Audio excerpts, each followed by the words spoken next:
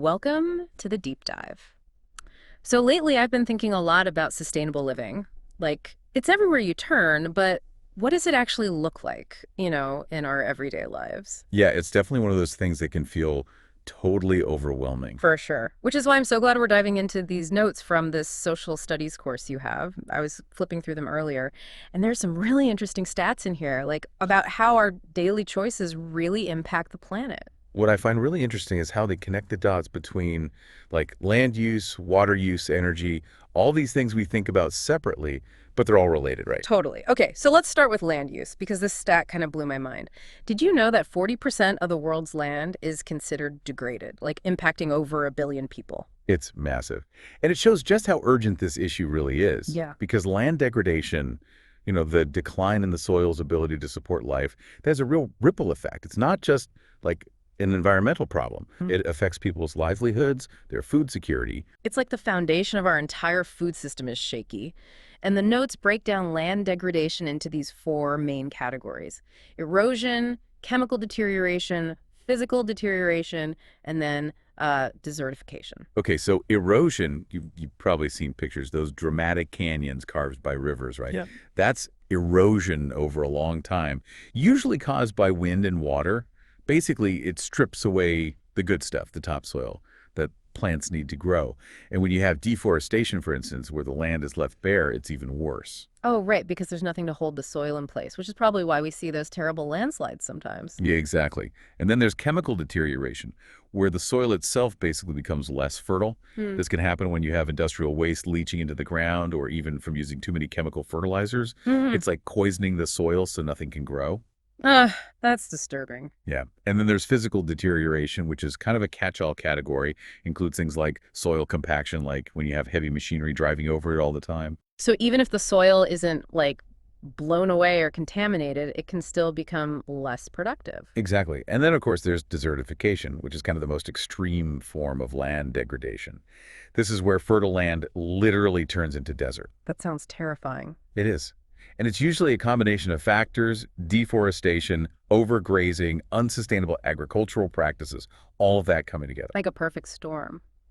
Speaking of overgrazing, the notes mention that as being a major issue. Can you explain that a little? Sure, imagine a field where like a herd of cows or sheep are just allowed to graze freely with no management. They're going to eat everything in sight, right? Yeah. And their hooves compact the soil, which means it can't absorb water as well, So it's like they're literally trampling the land to death. pretty much. And this is especially problematic in places that are already dry, arid regions. It just exacerbates the problem. And it's ironic because we need livestock, right, for food. But if we're not careful, it undermines our ability to produce that food in the long run. Exactly. That's why sustainable grazing practices are so important. Things like rotational grazing, where you move the animals around to different pastures, giving the land a chance to recover. It's all about balance, isn't it? Finding that sweet spot where we can meet our needs without completely destroying the environment in the process. Exactly. And that brings us to unsustainable agriculture, which is another big piece of this puzzle. Yeah, because it's not just about what we grow, but how we grow it, right? What are some of the things that fall under that umbrella? Well, think about monoculture farming, which is where you have like huge fields planted with the same crop year after year. Okay. The problem is that depletes the soil of its nutrients.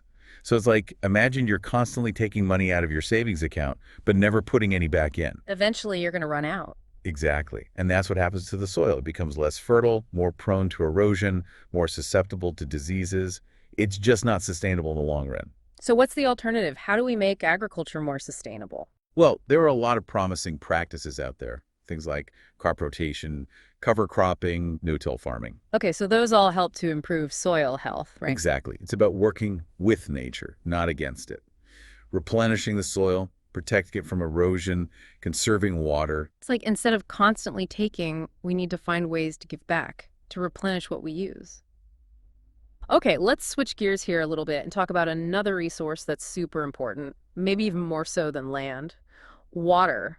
I don't know about you, but I take it for granted way too For often. sure. It's easy to forget how precious it is. Yeah. Did you know that even though our planet is mostly covered in water, like the vast majority of it is salt water, and only a tiny fraction is actually usable fresh water? Really? It's that small? Yeah, like imagine if you took all the Earth's water, and put it into like a gallon jug, the amount of usable fresh water would be just a few drops. Wow, that's mind-blowing. And the notes talk about four major sources of fresh water that are facing some serious challenges: glaciers, groundwater, surface water, and atmospheric water. Let's start with glaciers. What's the situation there? Well, glaciers are like these giant natural reservoirs storing huge amounts of fresh water. But with climate change, they're melting at an alarming rate. Yeah. So all that water that would normally be slowly released over time is just poof, gone. It's like watching our future water supply vanish right before our eyes. Okay, what about groundwater? I feel like that one doesn't get as much attention. Right, and it's easy to forget about it because it's, well, underground. But groundwater is crucial for a lot of things, like drinking water and irrigation. And the problem is, because it's hidden, it's really easy to over-extract it. Like draining a bathtub faster than it can refill? Exactly. And that can lead to all sorts of problems like sinking land, drying wells. It's not good. No, it doesn't sound good at all. One thing that really struck me in these notes was this example about women in developing countries who have to spend hours every single day just collecting water for their families. It really highlights how precious this resource is and how unequally it's distributed. It's a really powerful example. And it's not just about inconvenience either. It has a huge impact on these women's lives. It limits their ability to work, to get an education, to just have time for themselves and their families. Right, it perpetuates a cycle of poverty. Okay, so we've talked about the challenges with freshwater availability. What about solutions? The notes mention large-scale water projects like dams. Is that the answer? Well, dams are complicated. They can provide a lot of benefits like hydroelectric power, irrigation, flood control, but they also come with some major downsides. Like what? Well, for one, they often involve flooding vast areas of land, which can displace communities, destroy habitats, and have all sorts of unintended ecological consequences. Right, it's like you solve one problem, but you create a whole bunch of new ones. Exactly. Yeah. And a good example of this is the Muskrat Falls project in Labrador. It's this big hydroelectric dam that was supposed to provide power to the region, but it's had a really significant impact on the local environment and the indigenous communities that live there. So it's not a perfect solution. Not at all. And it highlights the importance of really carefully weighing the costs and benefits of these large-scale projects. Because sometimes the cure can be worse than the disease. It's about thinking long term, right? And considering all the potential consequences, not just the immediate benefits. So much to consider. Okay, let's shift gears one more time before we wrap up this part of our deep dive. Let's talk about energy. Another big one. Because, I always knew that fossil fuels were bad for the environment, but I don't think I fully grasped the connections between our energy choices and things like climate change until I started digging into this stuff. It's all connected. Our dependence on fossil fuels is driving a lot of the environmental problems that we're facing today. And that brings us to peak oil, which, to be honest, always seemed like kind of an abstract concept to me. Can you break it down for me? Like, what exactly does it mean? So peak oil is basically the idea that at some point, global oil production is going to reach its maximum rate, and then it's all downhill from there. Because oil is a finite resource, right? Eventually, we're going to run out. Exactly. And while new technologies might allow us to extract oil for a bit longer, eventually we're going to hit that point where supply can't keep up with demand. Okay, so what happens then? The notes mention a bunch of alternative energy sources: solar, wind, geothermal, biofuels. Are those the answer? Well, they're definitely part of the solution, but like everything else, it's not quite as simple as just swapping out one energy source for another. Each of these alternatives has its own pros and cons. Right, it's never that easy, is it? Okay, well, maybe we can unpack some of those pros and cons in our next deep dive session. Sounds like a plan. So we left off talking about peak oil and like the need to find alternative energy sources, but it feels like even if we solve that, there's still this like elephant in the room. Yeah, climate change, right. It's kind of the ultimate example of how interconnected all of this stuff is. Absolutely, because it's not just about like melting glaciers or rising sea levels. It affects everything we've been talking about: land use, water use, energy. Right, it's all connected. So, like, how bad is it, really? I mean, the notes mention that the Earth's temperature has already increased by 0.8 degrees Celsius over the past century. Is that, like, a big deal? This doesn't sound that much. It might not sound like a lot, but it's actually pretty significant. Even those seemingly small changes in temperature can disrupt these delicate natural systems that we depend on. It's like if you were to turn up the thermostat in your house by just a tiny bit. You might not notice it at first, but over time, you definitely feel the difference.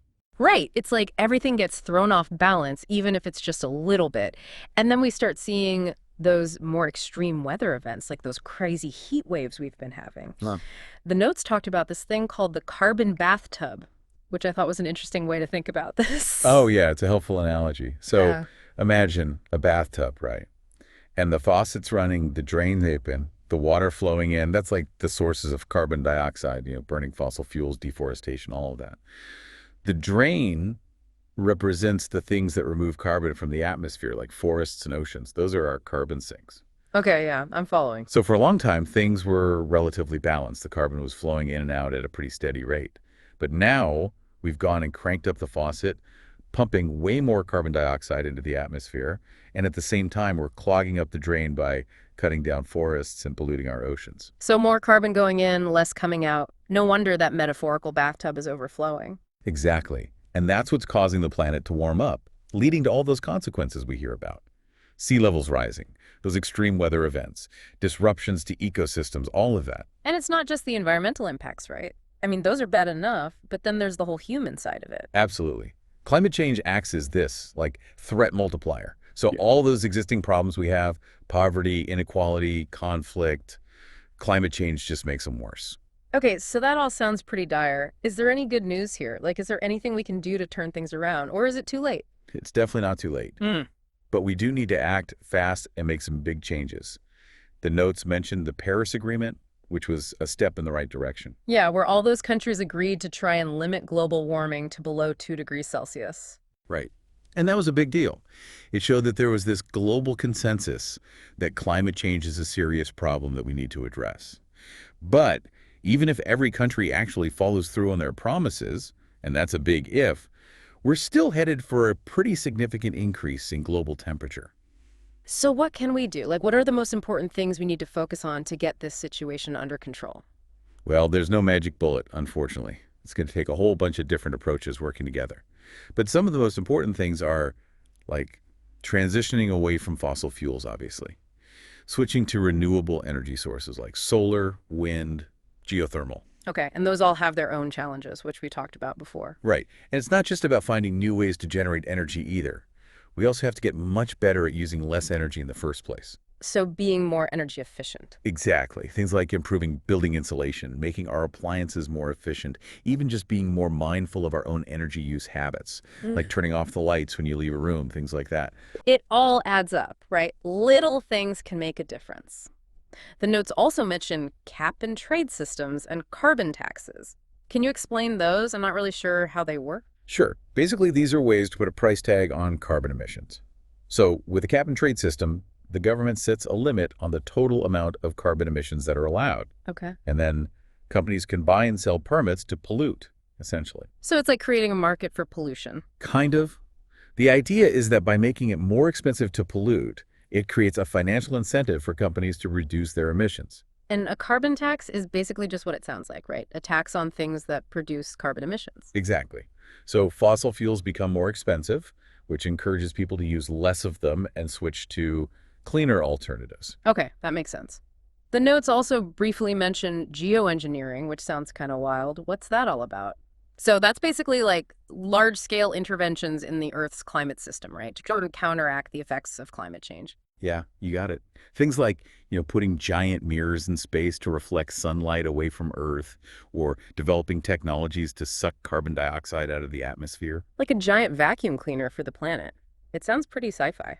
It does, and it's still very early stages for a lot of these technologies. Yeah. And there are definitely some big questions about, unintended consequences and whether we should even be messing with the Earth's systems on that scale. Right. It's scary to think we could accidentally make things worse. Totally.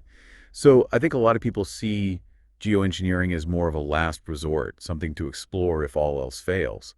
But the focus right now should be on those more immediate preventative measures. Like transitioning to renewable energy and reducing our carbon footprint. Exactly. Because we don't want to get to the point where we're relying on like giant space mirrors to save us. Yeah, that would be a sign that we really messed things up. It seems like the biggest obstacle isn't necessarily a lack of technology or solution.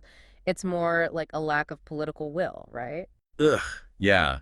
It can be frustrating. Like we have the tools, the knowledge, but we're not always very good at implementing them on a large enough scale. It's like we're all standing around a burning building arguing about who should put out the fire instead of like just grabbing a hose and doing something. That's a perfect analogy. Yeah, We need to move beyond the arguing and debating and just start taking action. right. It's time to stop talking and start doing. And I think it starts with recognizing that this is not some distant problem. Climate change is happening now. It's affecting all of us. It's here, and it's real. Yeah. And the longer we wait to take action, the worse it's going to get. Because it's not just an environmental issue, right? Yeah. It's about social justice. It's about the economy. It's about our moral obligation to future generations. 100%. It's about creating a more just and equitable world for everyone. And that's a future worth fighting for. It is. And I think that's what makes these conversations so important. Because when we start to understand these connections, when we see how everything is intertwined, it can be a catalyst for change. Yeah, knowledge is power. And when we feel empowered, when we feel hopeful, that's when we can start to make a difference. You know, it's a lot to take in, right? We've covered so much ground, it's kind of hard to know where to even begin. It is, it's complex. But I think the important thing to remember is that we all have a role to play in this. It's not just up to like governments or big corporations to solve this. That's what I like about having these conversations, because it's easy to get overwhelmed and feel like, oh, what can I possibly do?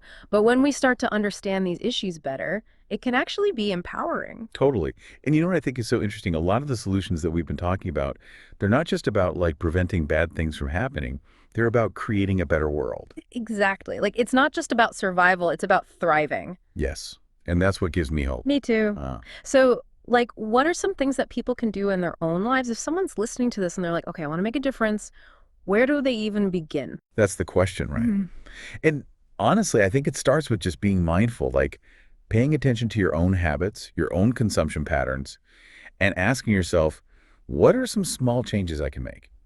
Right. It doesn't have to be this huge, overwhelming thing. Exactly. Like even just swapping out single-use plastics for reusable ones or, cutting back on meat a little bit. Those small changes, they really do add up over time. And they can have a ripple effect too, And because when your friends and family see you making those changes, it can inspire them to do the same. absolutely. And don't underestimate the power of just talking about these issues either. Like having conversations with your friends and family, raising awareness. Because the more we talk about this stuff, the more it becomes normalized, right? Exactly. And then we can start demanding more from our leaders, from the companies we support. It's about using our voices, our choices, to create a better future. You know, there's that old saying, the best time to plant a tree was 20 years ago, the second best time is today. I love that quote. Because it's true. We can't go back in time and undo the damage that's been done, but we can start making better choices right now. And it's never too late to make a difference. Never.